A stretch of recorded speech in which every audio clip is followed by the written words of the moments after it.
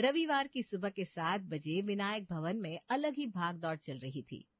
कारण कहीं जाना नहीं, किसी का आना था। पर किसका? ये जानने के लिए चलिए 2 घंटे पीछे चलते हैं। स्नेहा और करण अपने कमरे में सो रहे होते हैं, तभी करण का फोन बजता है। तुम्हारे बॉस पागल हो गए क्या? रात को 2 बजे तक तुम्हारी मीटिंग चल रही थी और अब फिर से फोन आ गया। सैलरी बढ़ाई जाती नहीं उनसे और काम बढ़ाते जा रहे हैं। कीड़े पड़ेंगे तुम्हारे बॉस को, देखना। तुम्हें बिना चैन नहीं है स्नेहा, बस शुरू हो जाती हो। अरे फोन उठा के देखो तो किसका कॉल है। 4 घंटे भी सो नहीं पा रहा हूँ, बहुत नींद आ रही है। गांव वाले चाचा जी की तबीयत कुछ ठीक नहीं थी, कहीं उन्हें कुछ हो तो नहीं क्या? घबरा कर स्नेहा बिना नाम देखे ही फोन कान पर लगा लेती है। हेलो। अरे साले साहब, ये आपकी आवाज को क्या हो गया? गाड़ी में हूँ मैं, चाय पीने निकला तो थोड़ा आगे आ गया। अब इतना आगे आ गया हूँ कि 2 घंटे में सीधा घर पहुंच जाऊंगा। तो आज मिलते हैं, जीजा साला बैठ कर करेंगे इन्वेस्टमेंट पर तगड़ी बातचीत। ये सुनते ही स्नेहा की नींद फट जाती है। अरे करण, बाद में सो लेना, जीजू आ रहे हैं, उठ जाओ। क्या? जब एक शहर में थे तब भी आराम नहीं मिलता था। अब जीजू 5 घंटे दूर शिफ्ट हो गए, फिर भी वही दिक्कत है। उन्हें रोज रोज क्यों आना है भाई? अब क्या करना है? वो निकल चुके हैं, अब तो 2 घंटे में टपक पड़ेंगे। तैयारियां फुल ऑन होनी चाहिए करण। पहला ड्रिंक नींबू पानी, दूसरा चिया सीड्स वाला हेल्दी ड्रिंक, साथ में वो बॉयल किए हुए ड्राई फ्रूट्स और पता नहीं क्या क्या। अगर इनमें से कुछ भी छूट गया ना तो उनकी मम्मी का फोन आएगा और फिर शुरू होगी मम्मी जी की क्लास, जिसमें सिलेबस से लेकर संस्कार तक सब रिवाइज हो जाएगा। समझे या समझाऊं? अरे आज बहुत जरूरी मीटिंग है स्नेहा, ऑफिस जाना है मुझे। पर जीजा जी के सामने तो बाहर जा ही नहीं सकता, अब क्या करूं? तुम जल्दी से पहले दीदी को फोन करो, पूछो कि सुबह वो खाने में क्या लेते हैं, क्या उनको पीना है, कौन सा फल खाते हैं, और समझ कर लेकर आओ। तब तक मैं पापा जी और मम्मी जी को उठाती हूँ। अरे करण की मम्मा, दामाद जी फ्रीज के अंदर बैठकर थोड़ी ना देखेंगे कि सफाई बराबर है कि नहीं। आप बिना बेकार में ही काम बढ़ाती रहती है। लगता है आप भूल गए हैं पिछली बार क्या हुआ था। पानी के ग्लास में जरा सी डिटर्जेंट रह गई थी। उस वक्त दामाद जी ने हमसे कुछ कहा नहीं, पर घर जाते ही समधन जी से शिकायत लगा दी और फिर 1 हफ्ते तक वहां मेरी बेटी रोती रही और हम यहाँ। मम्मी जी जो कर रही है उन्हें करने दीजिए पापा जी। फ्रिज के अंदर भी गंदगी रहेगी तो जीजा जी उसमें भी बखेड़ा कर देंगे कि मुझे सॉस तो फ्रिज से दिया था और फ्रिज इतनी गंदी है, यानी सॉस में भी कीटाणु चले गए होंगे। अब मेरी तबीयत बिगड़ी तो जिम्मेदार आप सब होंगे। और सवेरे सवेरे सभी दिन भर के कामों को सलटाने में लग जाते हैं। कोई नाश्ते की तैयारी कर रहा था, कोई घर की सफाई कर रहा था, कोई पर्दे ठीक कर रहा था, कोई सोफे के तकिए को सही से रख रहा था। और बस 7 बजते बजते बज जाती है डिंग डोंग दरवाजे की घंटी। राम राम मम्मी जी। अरे दामाद जी, आप अचानक? अचानक का मम्मी जी, 2 घंटे पहले ही मैंने साले साहब को फोन करके इन्फॉर्म कर दिया था। क्या साले साहब, मेरे आने की खबर आपने मम्मी जी को दी नहीं? नहीं दी होगी, तभी तो घर इतना सूना सूना सा लग रहा है। ये घर इतना साफ तो मेरी शादी पर भी नहीं हुआ था, और ये इसे गंदा कह रहा है। शांति नहीं है जीजू को।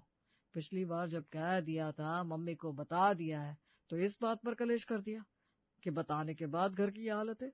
और इस बार मम्मी ने सरप्राइजिंगली एक्ट किया, तब भी दिक्कत। मयंक को आए हुए 10 मिनट नहीं हुए थे कि उसके नखरे शुरू हो गए थे। कौन सा नींबू डाल दिया तुमने नींबू पानी में स्नेहा? छी छी छी छी छी, मैं सिर्फ पिंक लेमन ही इस्तेमाल करता हूँ। ओहो, अच्छा ये छोड़ो, नाश्ते की तैयारी कुछ की है कि नहीं? बिल्कुल जीजू, आपके नाश्ते में बिस्किट पिज्जा और पोहे पसंद है ना? ये सब मुझे पता है। सब रेडी है, अब जैसे ही आप कहेंगे 5 मिनट में सब हाजिर हो जाएगा। ठीक है, फिर मैं चाचा जी को बुला कर लाता हूँ, उनके बिना खाने में मजा नहीं आएगा। जैसे ही मयंक ये कहकर घर से बाहर निकलता है, उसके ससुर जी लंकेश के तो पसीने छूट जाते हैं। एक तो दामाद 1 नंबर का कामचोर, ऊपर से मेरा छोटा भाई उससे भी महान, और दोनों की दोस्ती नंबर 1। आज तो तेरी बैंड बज जाएगी बहू। 1 से 2 ही रहे तो अच्छा है पापा जी, कहीं तीसरा कमजोर दोस्त भी जुड़ गया तो आपकी भी लंका में आग लग जाएगी। और मयंक वापस लौटता है अपने चाचा ससुर विनोद और मामा ससुर गोविंद के साथ। अरे बहना, तूने कहा था कि माँ की दी हुई सोने की अंगूठी तूने पिघलवा दी है, पर जितना मुझे याद है ये तो वही अंगूठी है। अरे गोविंद, तो खाने पर बैठना, बहू ने इतना स्वादिष्ट नाश्ता बनाया है। ये सोने चांदी की बातें तो बाद में भी हो जाएगी। स्नेहा सभी को नाश्ता परोसती है। करण भी सभी के साथ नाश्ता करने बैठ जाता है। साले साहब, तमीज बोलते जा रहे हैं आप। अभी बड़ों ने एक निवाला नहीं लिया और अब खुद खाने पर बैठ गए। वैसे तो हमारे साथ ससुर जी का भी बैठना नहीं बनता, पर चलो उम्र का तकाजा है, वो बैठ सकते। पर हाँ साले साहब, आप तो उम्र में भी छोटे हैं मुझसे और ओहदे में तो बहुत ज्यादा छोटे हैं।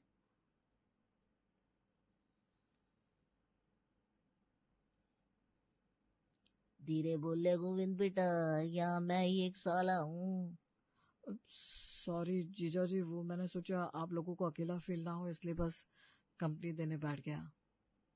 अपने बाप की तरह तू बिना कुछ ज्यादा ही सोचता है बेटा। मैं जब यहाँ बैठा हूँ तो किसे क्या टेंशन हो जाएगी। ये डाइनिंग टेबल भी यहाँ पहले नहीं था दामाद जी। मेरी बोली और मेरे एक फोन कॉल पर लगा था, वरना मेरे भाई का नाम सिर्फ लंकेश है, बाकी ये राम है राम। इसका बस चले तो ये जमीन पर बैठकर खाना खा ले। अपने सामने पड़ी खाने की प्लेट को देखते ही गोविंद कहता है, बहन के घर भाई आया है, ये नहीं कि पूरी खीर मिल जाए। ये पोहे जैसा नाश्ता कौन परोसता है बहू? पेट की भूख मिटेगी नहीं मेरी तो। नाश्ता बनाने का मन नहीं था, बोल देती, मैं अपने घर से खा कर आता। ये भी तो आपका घर ही है मामा जी, मैं अभी पूरी खीर बना देती हूँ। चल बेटा, मैं भी तेरी मदद कर देती हूँ, अकेले क्या क्या करेगी तू। चलो अच्छा है, रसोई में 2 लोग हो गए तो काम में आसानी हो। बेटा पूरियां बनाने के लिए कढ़ाई चढ़ाएगी तो मेरे लिए जरा समोसे तल देना। बाहर के समोसे ना मुझे जमते नहीं है, और ये पोहे हटा दे सामने से। मुझसे भी ये खाना नहीं खाया जाएगा स्नेहा, ये पोहे खाने के लायक है ही नहीं। पोहे की क्वालिटी वो नहीं है जो मैं खाता हूँ, और इसमें जो मूंगफली इस्तेमाल हुई है ना, वो तो बिल्कुल भी मेरे खाने लायक नहीं है। पहली बाइट लेकर जी तो किया कि कह दूं कहाँ है स्वाद। बेचारी स्नेहा फिर से खाने की तैयारी करने रसोई में जाती है और इस बार सबकी कही हुई दूसरी डिश बनाने में लग जाती है। तुझे क्या लग रहा है बहू, तू ये दोबारा खाना बनाकर ले जाएगी तो खाने की तारीफ कर देंगे वो तीनों? बिल्कुल भी नहीं। 10 बातें बनाएंगे और खाना हजम भी कर जाएंगे। तीनों ने अपनी अपनी प्लेटें साफ कर दी है।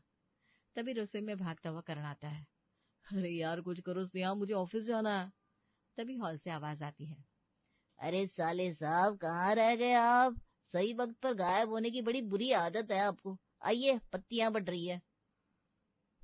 जल्दी आ जाओ बेटा, एक मैच हो जाए उसके बाद मेरे कंधे दबा देना, बड़ा दर्द है कंधों में। और पूरे दिन सभी का खून पीने के बाद 5 बजे तीनों की टोली घर से विदा होती है। दामाद जी यहाँ से निकले नहीं कि समधन जी का फोन आ गया। खाना अच्छा नहीं था, कमरे में सफाई नहीं थी, मेरे बेटे को भूखा ही आना पड़ा और पता नहीं क्या क्या। अब जीजू जाकर दीदी को 3 बातें सुनाएंगे। इनका तो कुछ करना ही पड़ेगा पापा। अब अपना दूसरा रूप मुझे बाहर निकालना ही पड़ेगा लगता है। एक तो खाने की इज्जत नहीं करते, और दूसरा एक गिलास पानी उठाकर पीना नहीं चाहते। पर अब इस तिगड़ी से ही काम करवाऊंगा मैं। हर संडे तीनों को टपकने की आदत है ना, तो इस संडे तो तीनों आएंगे ही, पर इस बार खाना बहू या तेरी माँ नहीं बनाएगी। इन कामचोरों की टोली ही बनाएंगी और हमें खिलाएगी भी। और 2 दिन बाद ही लंकेश का पूरा परिवार मिलकर आसपास वालों को भंडारे के लिए न्योता देना शुरू कर देता है। ये तो बड़ा अच्छा काम कर रहे हैं भाई साहब आप। भगवान का काम है, कोई भी सेवा होगी तो हमें जरूर बताइएगा।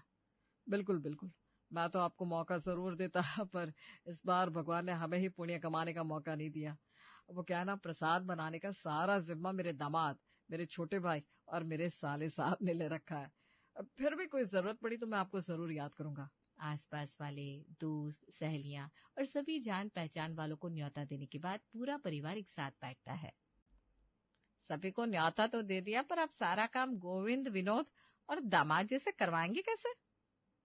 करण बेटा, जरा अपने जीजा जी को फोन तो मिलाना। करण मयंक को फोन मिलाकर अपने पापा को पकड़ा देता है। अरे दामाद जी, हमें तो लग रहा था अच्छे कर्म हम कर रहे हैं, पर भगवान की कृपा तो आप पर है। क्या बताऊं, आज सुबह 4 बजे मंदोदरी को सपना आया कि माता रानी कह रही है कि भंडारा करवाओ और सभी को खिलाओ, पर मेरी सेवा करेगा तो इस घर का दामाद ही। अब हमारे तो एक आप ही दामाद है। हाँ, अगर आपकी इच्छा नहीं है सेवा देने की तो अलग बात है। अरे ये क्या कह रहे पापा जी? अब मम्मी जी को सपना आया है और माता चाहती है मैं उनकी सेवा करूं, तब तो प्रसाद आपका दामाद ही बनाएगा। और इसी तरह मंदोदरी एक कॉल अपने भाई को करती है और स्नेहा अपने चाचा ससुर को। अरे वाह पापा, क्या आइडिया दिया है। तीनों कामचोर मान भी गए। चलिए अब बाहर टेंट लगाने का इंतजाम करते हैं, आखिर माता की चौकी जो होगी। अब मजा आएगा ना। जय माता दी। और शनिवार की रात से ही करण, मंदोदरी और लंकेश अपने अपने काम पर लग जाते हैं। सुबह 4 बजे तक एनी हाउ पहुंच जाइएगा जीजा जी। आपका हाथ लगे बिना तो प्रसाद बनने का काम शुरू होगा ही नहीं। अरे गोविंद, तो सुबह 4 बजे तक पहुंच ही जाना। प्रसाद के लिए बर्तन तुझे ही लाने हैं ना।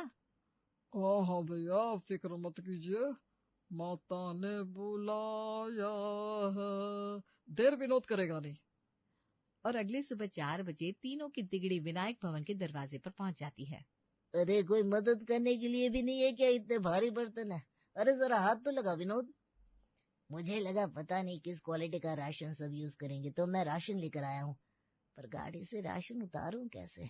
चलिए आप दोनों मेरी मदद कीजिए, आफ्टर ऑल मैं इस घर का दामाद हूँ। तू इस घर का दामाद है पर प्रभु का नहीं।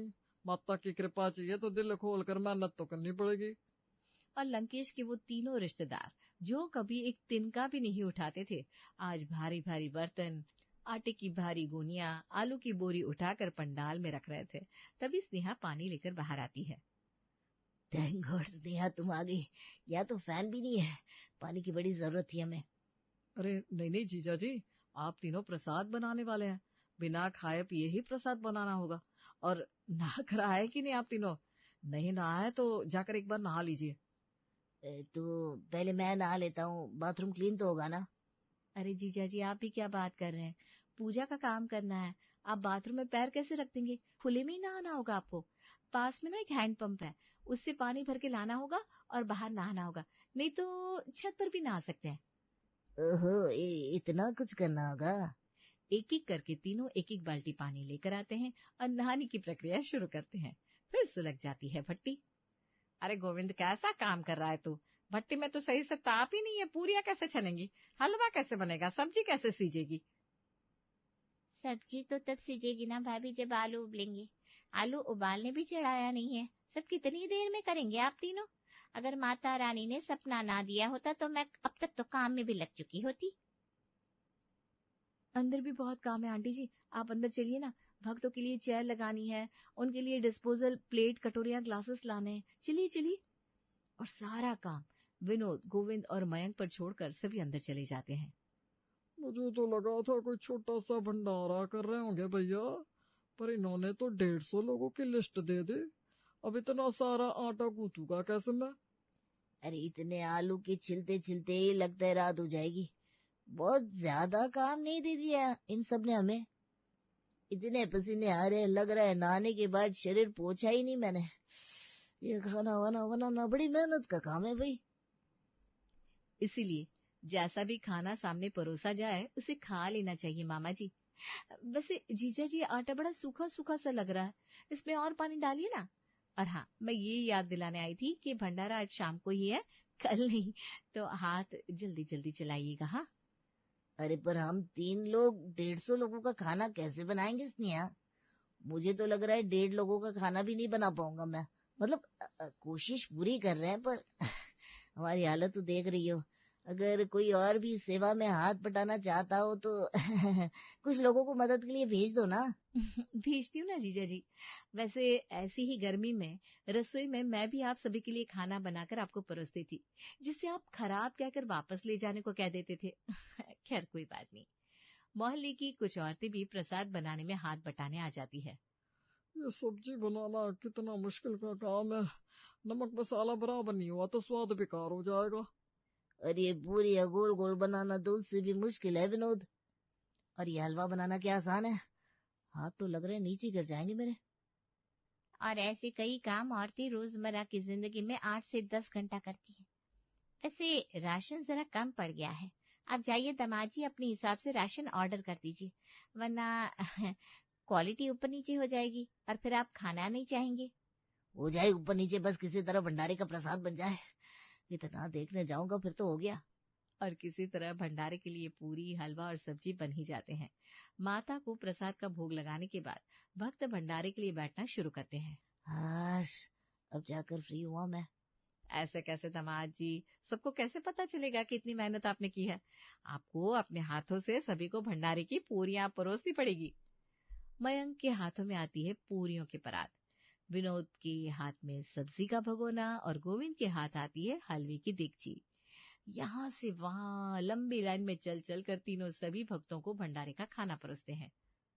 अरे अब तो सभी ने खा लिया, अब क्या हमें खाना मिलेगा? बोलना तो नहीं चाहिए मामा जी, पर गिनकर 12 पूरियां ही बची हैं आप तीनों के हिस्से में। सिर्फ 4-4 पूरियां आ पाएंगी।